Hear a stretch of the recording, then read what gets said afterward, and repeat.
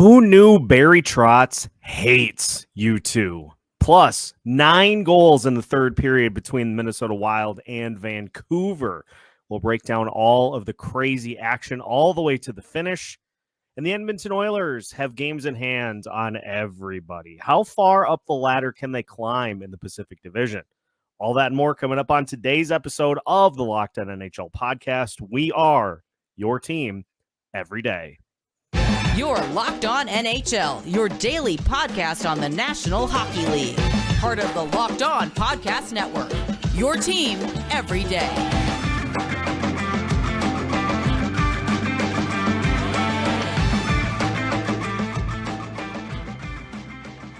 And welcome into today's Western Conference Tuesday edition of the Locked On NHL podcast. Once again, we are your team every day. Thank you, as always, for making Locked On NHL your first listen each and every day. Make sure you subscribe on YouTube and your favorite podcast platform so you don't miss out on any new episodes throughout the week. Today's episode is brought to you by FanDuel. Make every moment more. Right now, new customers get $150 in bonus bets with any winning $5 bet. That's $150 if your bet wins. Visit FanDuel.com/locked-on to get started.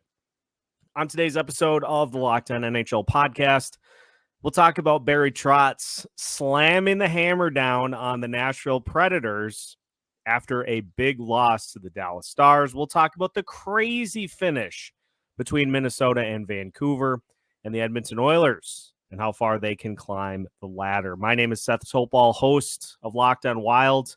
Nick Morgan joining us. Locked On Predators, one of the dynamic duo of Locked On Predators. Nick, I actually found a tracksuit in my closet and am repping it today in honor of the Stadium Series over the weekend. Hey. And the amazing Sopranos themed attire that the New Jersey Devils wore to the game. So I was like, you know what? I think I have something to match that. Yeah. And so here we go. There we go. I can see the baked ziti just coming out of your kitchen in the background. You're like, you need to unzip that a little bit with like the white. Yeah, I should have just let this go, but yeah, there's a gold chain somewhere too. Yeah. But you're pulling off the look quite well. I'm trying, and we have more breakdown of the Stadium Series for you at Locked On NHL because we've got way bigger stories to get to here today. Nick, you brought this to my attention, and honestly, I thought you were making it up at first. I thought you were just trying to kind of throw me. I think I'm making this up at sometimes, yeah. So instead of trying to set it up, I'm just going to go right to you and let you explain because I'm not going to do it justice. And you have a front row seat to what is going on. Yeah. So tell us, why does Barry Trotz hate you too? So I've been following the Nashville Predators since they came into the league. I was fourth grader growing up in Nashville. I've seen a vast majority of every game, every season from here on out. I've followed every storyline, followed every team players, everything like that.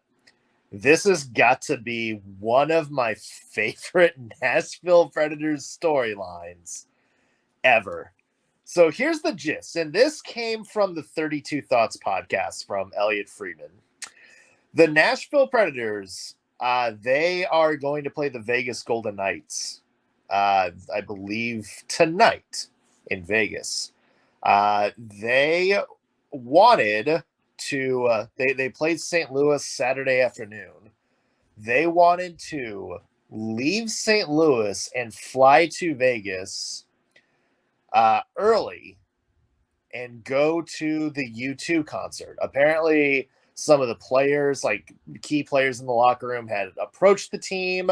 They're going to take the players, they're going to take the staff, and basically just kind of have, an extra couple of days in Vegas. Then the Nashville Predators lost to the Dallas Stars by the score of 9-2, all of which happened on their home ice.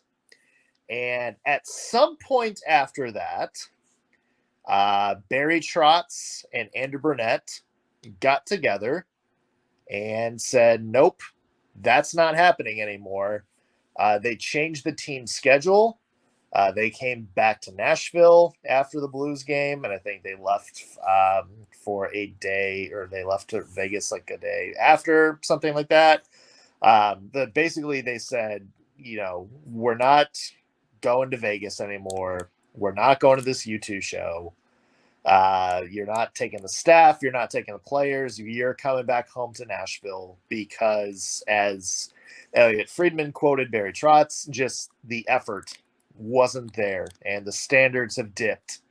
So the Nashville Predators, and apparently, according to some of the people around Nashville who have, picked up the story and ran with it, there are some people within that locker room not too happy about this. There's Elliot Friedman kind of speculated that this might be more of a Barry Trotz trying to make a statement to the fans as much as he's trying to make a statement to the players. But there you go. If you lose to the Dallas Stars 9-2 on your home ice, in what may be the worst first period I've ever seen the Nashville Predators play, you're not going to get to go see Bono at the Sphere. You're going to have to go see, I don't know, some drunken 24-year-old college grad in Tootsie's or something like that. Nick, what is it about the Dallas Stars and their particular enjoyment of harassing both of our teams? Because I mean, the Preds beat up the Dallas Stars not too long ago. That's the thing. Like, where'd that come from? I don't know what it is, because the Wild have lost. They've got a couple of games that are a similar vein to this against Nashville. It was the 8-3 game early on in the season in which the Stars scored, I think, 5 power play goals and 2 shorthanded goals, which is just it's abysmal. And then the Wild followed that up with losing both ends of a back-to-back, 4-0 and 7-2. And so I don't know what it is, because this happened to the Wild a couple of years ago, where they spent the additional days in Vegas. This might even have been last year. They spent additional days in Vegas, and they got walloped in the next couple of games after that. And Bill Guerin was not happy about how the team played coming off of that little extended stay in Vegas. So I don't know what it is about Vegas. Of course, I'm saying that tongue in cheek. I know exactly what it is about Las Vegas. Yeah, Alexander Radulov would be having a field day right now. So here's the thing, and I want to gauge this question to you, Seth. So Andrew Burnett, after that loss, the most jarring soundbite he had was, we got players in this locker room that are more focused on their vacations than they are on the ice. You take that away. You take the Vegas trip away. You take the U2 trip away, something that the players had planned for a while. And if you're a player in that locker room, does that wake you up a little bit? Does that get you more focused? Or are you now kind of having this sort of bitterness with this new coach and GM running your team? Because again, this isn't like the 22-year-old first and second year players doing this. This is like Roman Josi and Philip Forsberg and Ryan McDonough and some of the veterans on this team who have kind of been the leaders of this locker room for years, planning this trip and doing all this. So, is this something that you see could kind of be effective? Or is this something that if you're a player is saying like, screw this, like we know what to do? I'm going to real world example this, because let's think about all of us in our particular job situations. Like, athletes are paid. That's their job. They're paid to perform on the ice. Just like we're paid to work whatever we end up doing as our day job, our 9 to 5. Anybody in here that's listening, raise your hand if you have never had a situation in which you find yourself either during the workday, after a long week, planning out a vacation to try to get away. Folks, it happens in any field. You can be a brain surgeon at Mayo Clinic. You can be a lawyer. You can be anything. And the stresses of the workday get to you to the point that you're like, I got to get out of here. Like, it's just driving me crazy. And so I'm going to actually throw the players a bone here because, we don't do that for our work. All we do is watch them perform, and we get critical of these players. It'd be like if the NHL players were watching us do our jobs and say, oh, can you believe what he just wrote in that email? Like, what is going on? Like, this is 5 straight days in which the email responses have been just horrendous. You must work with me. So I'm gonna play devil's advocate here because it happens in every line of work. Like, we enjoy our free time. We enjoy our time away from what we do during the day. NHL players, that's their job. And so if they get to the point where they kind of get burned out during the season, I get it. Yeah. But I also understand Barry Trotz's point of view here too, is like, hey, let's get back on task and let's try to go win some games. Yeah. And I will say, since that story came out, they did beat St. Louis. Yeah, so, thank you for that, by the way. Yeah, so thank you, Bono, for inspiring this Nashville Predators second half surge. And I will say, Nashville Predators have been playing terrible, and they're still 1 game out of a playoff spot, Seth. Isn't it amazing how just the Western Conference has been? There are teams that I can't figure out how they're playing hockey correctly, who are within either in a wild card spot, which the St. Louis Blues are right now, or like 3 points out. It's madness right now. Calgary Flames, I had them dead and buried last week, and they just beat the Winnipeg Jets. I don't know. I don't know what's going on.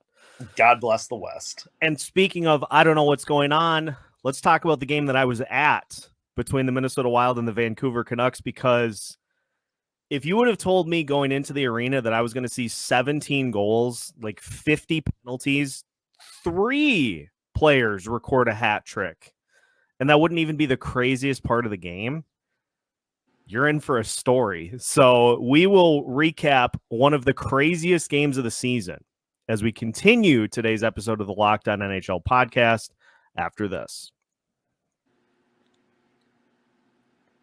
Today's episode of the Locked On NHL podcast is brought to you by FanDuel. You can get buckets with your first bet on FanDuel, America's #1 sportsbook, because right now new customers get $150 in bonus bets with any winning $5 bet. That's $150 if your bet wins. I hope you took the over between the Wild and the Canucks. Easiest money of all time. Because I think it was set at something like 4.5. And so it cashed multiple times. And if that was your bet, if that was your $5 bet, you then have $150 you can throw on quick bets. You can just go search some of the most popular bets throughout the NHL or the NBA slate. You can bet on live same game parlays, exclusive props, and more. You name it. If you picked Kirill Kaprizov, JT Miller, Joel Eriksson Ek, Matt Boldy to have an anytime goal, you're rolling in the money right now. Whatever you end up choosing, head to FanDuel.com/locked on to shoot your shot today. FanDuel, official sportsbook partner of the NBA. Welcome back to today's episode of the Locked On NHL podcast. Once again, we are your team every day. We thank you for making Locked On NHL your first listen each and every day. Seth Toupal joined by Nick Morgan. And Nick, 9 goals in the third period, 17 goals in the game. You had one goalie get pulled, and he wasn't the worst one on the ice of the two. 3 hat tricks. Minnesota Wild beat Vancouver 10-7. And honestly, I can't decide which was the craziest part of this game. Seeing it in person was the fact that the Wild scored 5 goals to start the third in the first 5 minutes of the period, or that Vancouver then promptly scored twice to make it 8-7. At that point, I was like, this game's for sure going to overtime, because why not? And then the Wild get a full ice empty netter from Jonas Brodin. And I can't wait to see the response to this, because Kirill Kaprizov scored an empty netter with 1.9 seconds left to play. And the Wild do not play Vancouver the rest of the season, so there's not going to be a response. But it feels like something that will warrant a response from the Canucks. I was going to say, do the Canucks trade for Morgan Riley at this point? Is there like an unwritten rules guy in Vancouver that's going to take exception to this? I mean, it just there just were so many crazy angles to this game. Vancouver took a 2-0 lead. Guess what? The 2 goals that they scored were on the only 2 shots on goal that they had through the first 15 minutes of the first period. Yeah. And yet they still led 2-0. They led 5-3. And then before you can even blink, the Wild had, I think it was 4 different 5-on-3 opportunities, because every time the Canucks would go to the box, they would stack another penalty on top, whether it be rifling the puck out of play for a delay of game, or some roughhousing. I don't know. It was, I think I said in the post game, it was crisis levels of chaos in this one. And if you're going to break a record, if you're going to shatter a franchise record for goals in a game, that's the way to do it. Yeah. This was the drunkest game I can remember since. Do you remember the Maple Leafs Red Wings game from 2 years ago, where I think it was I can't remember exactly what it was, but Toronto went up either 7-0 or 7-1, something like that, and then the Red Wings made it 7-6 at one point, and then I think it wound up being 10-7 Toronto final, or 10-8 or something like that, but just wild, entertaining hockey where it's just you have to stop and be like, what is this? What's happening right now? Is this a simulation? Is somebody playing NHL 24 and just controlling the players on the ice right now?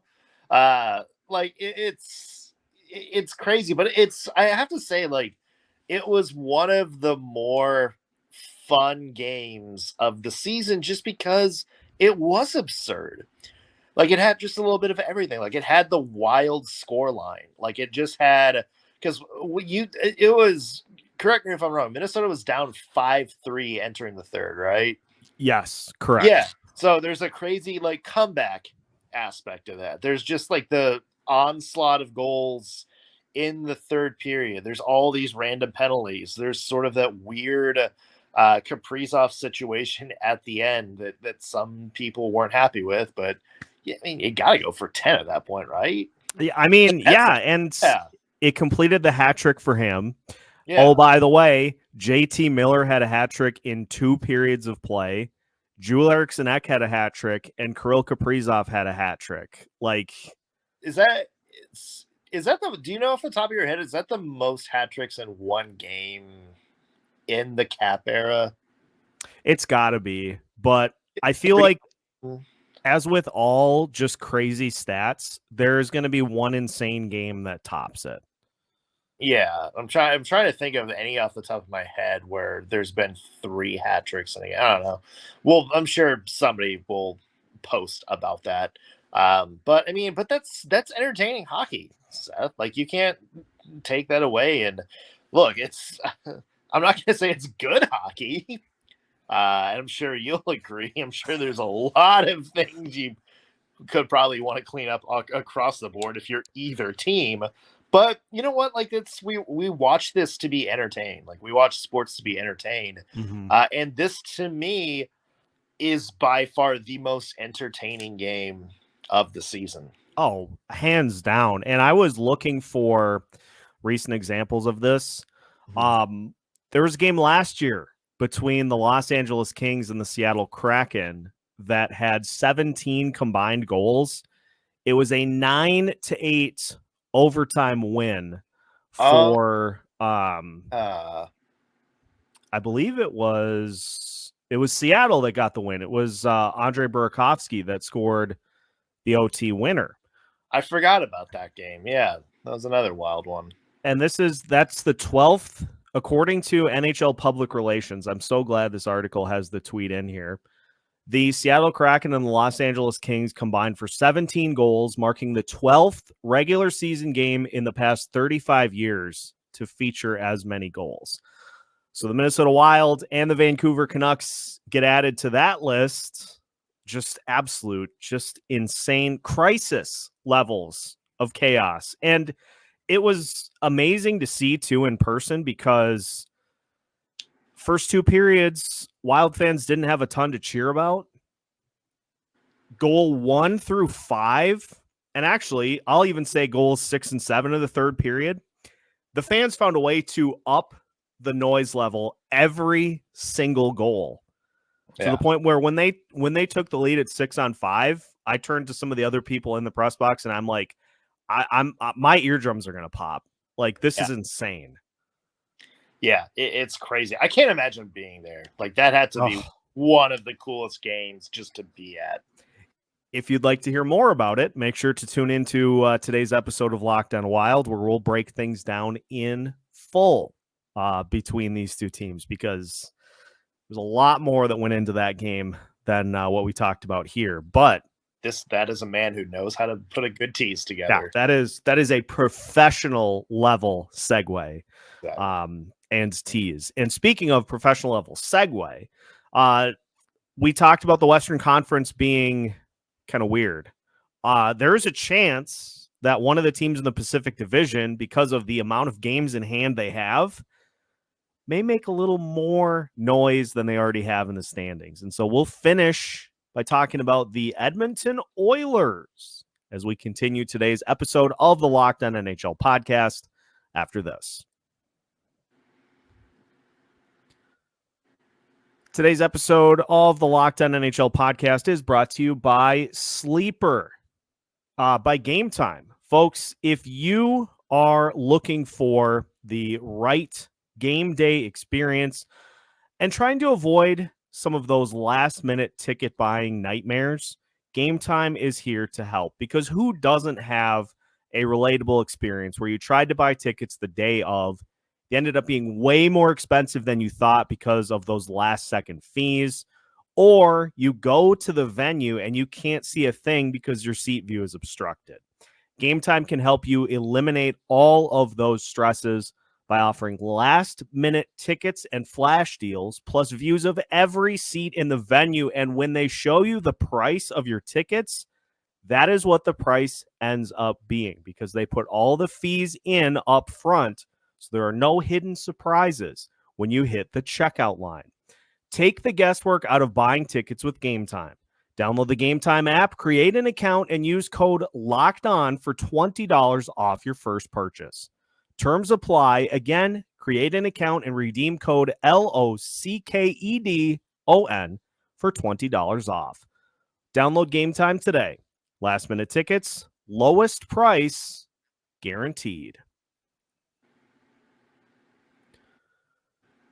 Welcome back to today's episode of the Locked On NHL podcast. Once again, we are your team every day, your Western Conference Tuesday team of Seth Toupal and Nick Morgan, talking Edmonton Oilers now because, Nick, the Edmonton Oilers have 5 games in hand on the Vancouver Canucks. It amazes me how we can get to this point in the season, and it's like the Ottawa Senators were a team over in the Eastern Conference that had like 7 games in hand on the rest of the league. It's like, what are you guys, where are these games? Like, I don't know. And so Edmonton is in that spot right now. They got 5 games in hand on Vancouver. They've got 3 games in hand on the Vegas Golden Knights.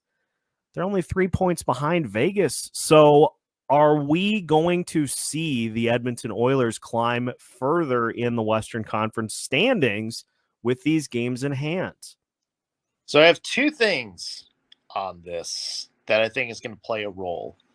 One is, to me, it comes down to 2 things for Edmonton, and that's defense and goaltending. As good as Connor McDavid is, we know he's Connor McDavid. He's, the top dog in the NHL right now. We know Draisaitl. We know Zach Hyman is up there. The biggest reason Edmonton is where they are right now is that their defense and goaltending have been better. We mentioned Stuart Skinner has been on an unbelievable run, really since I would say right around the end of Christmas break. You look at the defense, and Evan Bouchard looks like a guy who is starting to become the player I think a lot of Oilers fans hoped he would be. Matthias Ekholm, I think, has been actively better. And I think, somebody like Darnell Nurse is exactly what you kind of hope to get out of Darnell Nurse right now.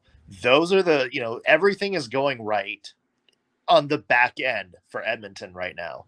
Here's the other thing that I think is going to play a big role, Seth. You mentioned that they have 5 games in hand, but as we enter that stretch run, that means they're going to have 5 more games smashed into that calendar than most any NHL teams, which means they're going to have less rest. They're going to have a lot of back-to-backs coming up. They're going to have a little bit of a tougher schedule. Although I think you said something, what 6 of their next 7, 8 are at home? Something yes. like that. So, yeah, but if you're Edmonton, there's still going to be a lot of travel ahead. There's going to be a lot of, condensed work, less time for recovery, more, time to, kind of have to bring your A game on back-to-back nights. So that part of it is just as much of a test for the Oilers as, the X's and O's and how well the defense and goaltending do. It's how well that they can survive that tough schedule at the end of the year. I'm reacting because I just looked at what Edmonton has for March and April, and my word. Like, just listen, just not even the opponents. Listen to the dates for March and April that Edmonton has games.